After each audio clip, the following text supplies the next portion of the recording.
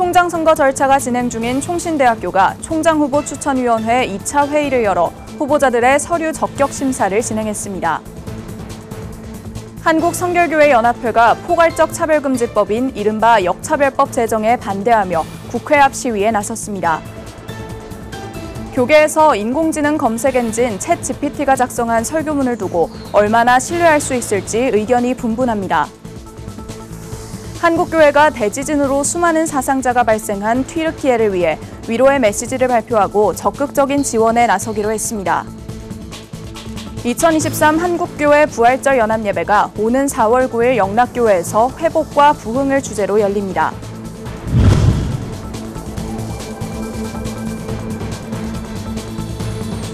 시청자 여러분 안녕하십니까? 구TV 뉴스입니다.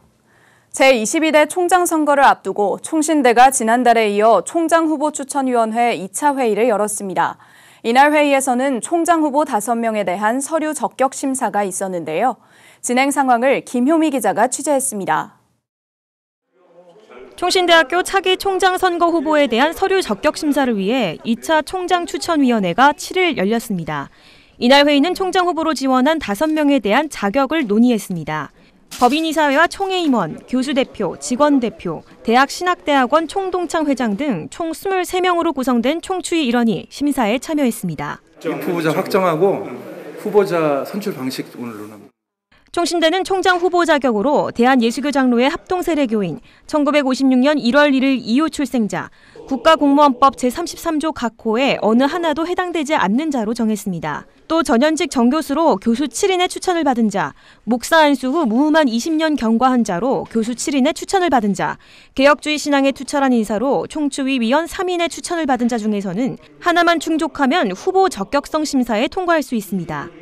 회의는 송태군 총장 추천위원장의 인도로 1시간가량 진행됐습니다. 5명의 후보가 확정이 됐는데 이제 여기서 3분을 이사회에 추천을 하는 것으로 총추위 의무는 끝나요. 그런데 5명이 다 적법하다고 판단이 돼서 5명을 오늘 확정을 했습니다. 분들 중에 3월 2일 날 우리가 결정을 해서 이사회에 올리면 총추위의 결정에 따라 5명의 후보가 모두 적격 심사를 통과했습니다.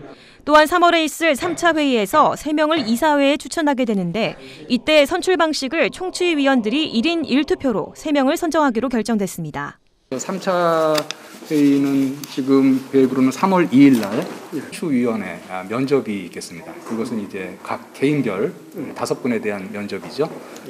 그 이후에 이제 총추위원회 투표가 있겠습니다. 그날 저희들이 투표를 하게 되면 결과는 그날 우리가 나올 것입니다. 그래서 무순위로 올리지만 총추위는 3월 2일에 있을 3차 총추위 회의에서 5명 후보에 대한 개별 면접을 진행합니다. 이후 3명을 선정해 이사회에 추천하는 것으로 총추위 역할은 종료됩니다. 4월 초 이사회 회의를 통해 총신대학교의 22대 총장이 확정될 전망입니다. 한편 이날 회의가 진행되는 동안 총신대학교 정문에선 일부 총장 후보자에 대한 1인 시위가 진행되기도 했습니다.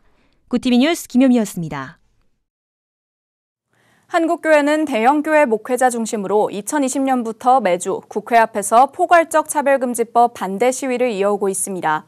이런 가운데 한국성결교회연합회 회장단도 국회 정문 앞에서 차별금지법 반대 시위에 나섰습니다. 국민 다수를 역차별하는 차별금지법에 경각심을 갖고 반대해야 한다는 목소리를 냈습니다. 보도에 장현우 기자입니다. 차별금지법을 철회하라! 철회하라! 철회하라! 동성애와 동성결혼을 합법화하는 나쁜 차별금지법 절대 반대라고 적힌 팻말만 보더라도 포괄적 차별금지법 반대 시위 내용을 단적으로 보여줍니다. 한국성결교회연합회에 소속된 기독교 대한성결교회와 예수교 대한성결교회, 대한기독교 나사렛 성결의 대표자들은 8일 오전 국회 앞 시위에 참여해 차별금지법은 역차별법이라고 입을 모았습니다. 성소수자, 그리고 사이비 이단과 같은 종교적 소수자, 자유민주주의를 반대하는 사상적 소수자를 가짜 약자로 포장하여 과잉 보호하는 반면 국민 대다수를 잠재적 범법자로 만드는 역차별적 악법입니다. 포괄적 차별금지법이 제정되면 성소수자뿐만 아니라 개인적 사회적 피해를 일으키는 이단 사이비에 대한 비판 의견을 내기만 해도 법적 처벌을 받을 수 있는 겁니다. 사이비 이단의 꼬임에 넘어가 가정이 깨어지거나 재산을 탕진했다는 사례를 지적하거나 특정 종교의 폭력성을 지적하면 포괄적 차별금지법상 혐오 표현으로 제재를 받게 되게 돼 있습니다. 범법자로 처벌받게 됩니다. 김 총회장은 이어 건전한 종교적 비판은 어떤 다른 자유보다 더 넓게 보호해야 한다는 게 현재 대법원 판결이라며 차별금지법이 제정되면 대법원 판결을 뒤엎고 기독교인을 억압하는 족쇄가 생길 거라고 우려했습니다. 반대의 목소리도 낼 수 없게 만드는 독재법에 가깝다는 의견도 나왔습니다. 그들의 취향이 잘못되었다고 비판조차 할 수 없도록 하는 법은 동성애 독재법이기 때문에 우리는 반대를 하는 것입니다. 한성현 측은 차별금지법은 언제든 국회에 통과돼 법으로 제정될 수 있기 때문에 경각심을 갖고 반대해야 한다고 말했습니다. 그러면서 법안이 철회될 때까지 운동을 지속하겠다고 덧붙였습니다. 한국성결교회연합회 회장단이 직접 시위에 나선 만큼 이른바 역차별법에 대한 한국교회의 우려의 목소리는 올해 더 커질 것으로 전망됩니다. 구티비 뉴스 장현우입니다. 최근 인공지능 검색 엔진 챗GPT에 대한 관심이 높습니다. 글로벌 IT 기업들이 앞다퉈 기술 개발에 나서고 있는데 교계에선 빠른 시간에 설교문을 작성하는 것도 가능해질 것이라며 큰 기대감을 드러내고 있습니다. 반면 챗GPT를 활용해 작성한 설교문을 얼만큼 신뢰할 수 있을지에 대한 지적도 나옵니다. 자세한 내용 장정훈 기자가 보도합니다. 검색창에 전도서 5장 1절에 대한 설교문을 작성하도록 하자 1분도 안 돼서 한 편이 완성됩니다. 좀 더 길게 요청해도 그 즉시 작성됩니다. 영어 지문을 번역해봤더니 챗GPT의 설교문은 시사점도 제시할 정도로 방대한 양을 처리합니다. 설교문 작성에 사용된 챗GPT는 미국 테슬라 CEO인 일론 머스크의 오픈AI가 선보인 인공지능 검색 엔진입니다. 특히 챗GPT에는 인간의 뇌신경세포 역할을 하는 파라미터가 1,700억 개가 넘습니다. 수많은 파라미터는 이용자의 검색을 예측해 짧은 시간에 요청에 맞는 편집된 자료를 제공합니다. 하지만 인터넷에 있는 자료를 통해 결과를 제공한다는 점에서 한계가 존재합니다. 기존의 자료를 재생산하기 때문에 인공지능이 잘못된 정보를 학습할 경우 결과에 큰 오류가 생길 수 있습니다. 이런 이유로 목회 현장의 챗GPT 활용에 대해선 아직 조심스럽습니다. 디지털 미디어와 교회 조성실 목사는 인공지능이 학습한 잘못된 내용이 결과에 반영될 수 있다고 지적했습니다. 이 챗GPT가 정답만을 얘기해 주는 게 아니거든요. 그래서 우리가 구글이나 네이버에서 검색하면 나오는 검색 결과 중에는 여러 가지 잘못된 정보들이 많지 않습니까? 이러한 잘못된 정보들이 똑같이 또 챗GPT가 만들어내는 어떤 설교문에도 반영될 수 있다라고. 인공지능이 가진 정보의 편향성 해결을 위해 교회와 교단 차원의 지침이 필요하다는 주장도 나옵니다. 올바른 신앙의 기준을 제시하고 성도들의 인공지능 사용을 도와야 한다는 겁니다. 연세대학교 연합신학대학원 김동환 교수는 교회가 그릇된 정보들을 판단할 수 있는 기준을 만들어야 한다고 말했습니다. 기독교 이단에서 저는 굉장히 발빠르게 움직이고 있을 거라고 봅니다. 이 부분에 대해서 굉장히 조심해야 되고 개인윤리적으로 판단이 어렵다면 사회윤리적 차원에서 이런 부분을 어떻게 할 것인지 규정도 만드는, 지침도 만드는 것이 필요하다고 봅니다. 전문가들은 인공지능도 설교문을 제작하는 것을 보며 기독교가 다시 한번 본질로 돌아가야 한다고 설명합니다. 인공지능도 만들어내는 그럴듯한 설교문이 아닌 영적 깨달음이 담긴 메시지를 전하는 건 하나님이 창조하신 사람만 가능하기 때문이라는 겁니다. 구티비 뉴스 장정훈입니다. 한국교회 총연합 이영훈 대표회장이 최근 수많은 사망자가 발생한 튀르키예 대지진과 관련해 위로의 메시지를 발표했습니다. 이 대표회장은 형제 국가인 튀르키예에서 연쇄 대지진으로 큰 피해가 난 것에 위로를 드린다며 한교총은 튀르키예를 위해 모든 회원교단과 함께 기도하고 피해자 지원을 위해 모금 활동을 전개해 나갈 것이라고 밝혔습니다. 이 대표회장에 따르면 한교총은 먼저 한국교회 봉사단을 통해 긴급 구호를 진행하며 구체적인 지원 방안을 마련해 나갈 계획입니다. 다른 교계연합기관인 한교연 역시 성명서를 통해 이번 지진으로 사랑하는 가족을 잃고 슬픔에 잠긴 유가족들에게 하나님의 위로를 전한다며 더 이상 안타까운 희생자가 나오지 않도록 신속한 실종자 구출과 부상자 치료가 이루어지길 바란다고 전했습니다. 한국교회 부활절 연합예배 준비위원회가 오는 4월 9일 영락교회에서 2023 한국교회 부활절 연합예배를 드린다고 7일 밝혔습니다. 설교자로는 장종현 대한예수교장로회 백석 총회장이 나서고 대회장은 이영훈 한국교회 총연합 대표회장이 맡았습니다. 올해 부활절 연합예배 주제는 회복과 부흥으로 정해졌습니다. 준비위원회 측은 코로나19 이후 지쳐있는 한국교회가 부활절을 기점으로 새 힘을 얻어 한국 사회에 희망을 주는 것이 이번 부활절 연합예배의 주된 목적이라고 설명했습니다. 구티비 후원자 소식을 전해드립니다. 아내의 죽음 이후 우연히 알게 된 구티비의 후원을 이어가는 남편이 있습니다. 홍남 감리교회 오창수 장로는 최근 아내 박금옥 권사를 떠나보내고 슬픔에 잠겼습니다. 그리움에 잠긴 오 장로는 아내의 유품을 정리하던 중 우연히 구티비 후원 통장을 발견하고 아내의 신앙을 생각하며 눈물을 흘렸습니다. 이후 아내가 남긴 신앙의 유산을 잇고자 구티비의 후원을 결심했습니다. 또한 구티비 천사지원 프로젝트에도 참여해 미자립교회를 돕는 일에도 헌신하겠다고 약속했습니다. 오 장로는 아내가 떠나며 남긴 신앙의 유산을 지키고 싶다며 힘 닿는 곳까지 다양한 교회를 돕고 싶다고 전했습니다.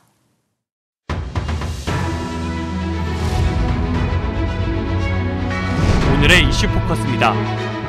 지진 피해 대응을 위한 대한민국 긴급구호대가 튀르키예 가지안테프에 도착해 본격적인 구호 활동에 들어갔습니다. 외교부는 긴급구호대가 탑승한 군 수송기가 현지 시각 8일 오전 6시 57분 가지안테프 공항에 도착했다고 밝혔습니다. 구호대는 외교부와 소방청, 코이카와 육군 특수전사령부 118명으로 구성됐으며 튀르키예 측의 요청에 따라 탐색구조팀을 중심으로 꾸려졌습니다. 우리나라가 해외 재난 지역에 보낸 구호대 중 단일 파견으로는 가장 큰 규모로 가지안테프 등 피해가 극심한 튀르키예 남동부 지역에 구호 활동을 할 예정입니다. 정부는 구호대 파견과 함께 튀르키예에 1차적으로 500만 달러, 우리 돈 63억 원가량의 인도적 지원을 제공하기로 했습니다. 정부가 국내 코로나19 확진자 수가 감소 추세에 있고 중국발 확진자 유입 규모가 작다며 국내외 상황이 안정적으로 유지되고 있다고 강조했습니다. 중앙재난안전대책본부는 8일 중대본 회의에서 2달 전 하루 9만 명 가까이 발생했던 확진자가 1만 명대까지 떨어졌다며 지난주 일평균 확진자는 16,000명대로 6주 연속 감소했다고 밝혔습니다. 중대본은 국내외 상황이 안정적으로 유지되고 있는 것은 국민들의 자발적인 참여와 지자체의 협조 덕분이라며 손 씻기와 실내 환기 등 일상수칙 준수와 백신 접종을 통해 코로나 극복에 끝까지 힘을 모아달라고 강조했습니다. 서울시 의회에서 다자녀 혜택 기준을 3명 이상에서 2명 이상으로 완화하는 조례안이 발의됐습니다. 국민의힘 김지양 의원은 서울시 다자녀 지원 대상을 정부 정책 기조에 맞춰 2자녀로 확대하기 위해 하수도 사용 조례를 포함한 6건의 조례 개정안을 대표 발의했다고 8일 밝혔습니다. 개정안이 시의회 의결을 거쳐 공표되면 올해 상반기부터 자녀가 2명 이상인 서울 지역 가정은 제대열 공급 비용 면제, 공영주차장 50% 할인, 하수도 사용료 30% 감면 등 혜택을 받을 수 있게 됩니다. 도시철도 무임승차 연령을 높이는 방안이 대구를 중심으로 검토되면서 향후 무임승차 연령 상향 논의가 전국적으로 확산될 수 있을지 주목되고 있습니다. 대구시는 현재 65세 이상으로 돼 있는 도시철도 무임승차 연령을 해마다 1살씩 올려 만 70세 이상으로 높이는 방안을 검토하고 있습니다. 서울은 대중교통요금 인상에 맞춰 지하철처럼 버스에도 탑승거리가 10km를 넘으면 추가 요금을 부과하는 거리비례 운임 제도를 추진합니다. 시는 최근 5년간 연평균 운송 적자가 지하철 9,200억 원, 시내버스 5,400억 원으로 증가한 반면 요금 현실화율은 2021년 기준 지하철 62%, 버스 57.8%로 낮아졌다며 요금 인상의 불가피성을 강조했습니다. 구티비 뉴스 정성광입니다.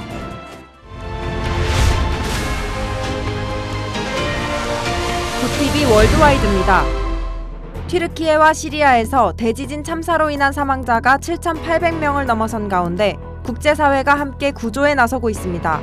튀르키예가 속한 북대서양 조약기구인 나토는 현지 시간으로 7일 20여 개 회원국과 파트너국에서 1,400명 이상의 긴급 대응 인력을 현장에 급파했다고 밝혔습니다. 또 연대를 위해 벨기에 나토 본부에 있는 30개 동맹국의 국기를 8일 일몰 때까지 조기로 개양하겠다고 전했습니다. 지난해 7월 총격으로 사망한 아베 신조 전 일본 총리의 회고록에서 지난 2019년 일본이 한국에 수출 규제를 한 배경이 드러났습니다. 아베 전 총리는 지난 7일 출간된 회고록에서 2018년 한국 대법원의 강제징용 배상 판결 이후 한일 관계가 악화됐다면서 당시 문재인 대통령에 대해 반일 정서를 정권 부양의 재료로 뒀다며 확신범이라고 비판했습니다. 이후 한국에 가한 반도체 수출 규제에 대해서도 한국이 징용 문제를 심각하게 받아들이도록 하기 위한 것이었다며 그동안 일본 정부의 주장과는 달리 수출 규제가 사실상 보복 조치였음을 인정했습니다. 미국이 격추한 중국 정찰풍선의 잔해를 수거하는 사진이 처음으로 공개됐습니다. 현지 시간으로 7일 미국 해군은 폭발물 처리반 소속 장병들이 지난 5일 사우스 캐롤라이나주 머틀비치 앞바다에서 중국의 고고도 정찰풍선의 잔해를 수거하는 사진을 배포했습니다. 사진에서는 장병들이 풍선의 하얀 천과 틀로 보이는 구조물을 물 위로 건지는 모습을 볼 수 있습니다. 미국 정부는 잔해를 수거해 중국이 사용한 정찰 장비와 풍선을 보낸 의도를 분석할 계획이라고 밝혔습니다. 멕시코 북부 의료기관에서 부인병 수술을 받은 여성들이 2개월 동안 수막염 증세로 투병하다 줄줄이 사망했습니다. 현지 시간으로 7일 멕시코 현지 언론에 따르면 지난해 11월쯤부터 멕시코 북부 두랑고주에 있는 4곳의 병원에서 세균성 수막염 발병 사례가 급증했습니다. 대부분의 환자들은 몇 달 전에 출산했거나 부인병 수술을 받은 여성들로 증상으로는 두통과 고열을 호소했습니다.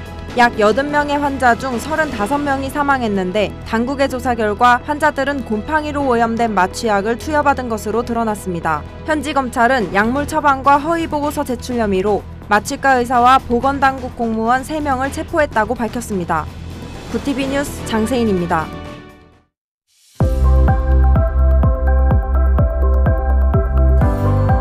내일은 오늘보다 조금 낮은 기온을 보이겠지만 큰 추위는 없겠습니다. 대기 확산이 원활해지면서 미세먼지는 물러났지만 대기는 여전히 많이 건조한데요. 내일과 모레 전국에 눈과 비가 내리며 건조함은 다소 해소되겠습니다. 눈과 비가 내린 뒤에는 주 후반까지 온화한 날씨가 이어지겠습니다. 이어서 전국 날씨입니다. 내일 한낮 최고 기온은 서울 9도, 강릉 8도, 대전 10도가 예상됩니다. 남부지방의 경우 대구 10도, 광주와 부산은 11도를 보이겠습니다. 날씨였습니다. 튀르키예 강진으로 인한 피해가 시간이 갈수록 커지고 있습니다. 그런데다 골든타임까지 임박했다는 전문가들의 의견이 나오면서 안타까운 상황이 이어지고 있는데요. 한국교회는 성금을 모금하고 현지 선교사들을 돕는 등 지원에 적극 앞장서는 모습입니다. 어렵고 힘든 상황이 조속히 끝날 수 있도록 지속적인 기도가 필요합니다. 이상으로 뉴스를 마칩니다. 함께해 주신 여러분 고맙습니다.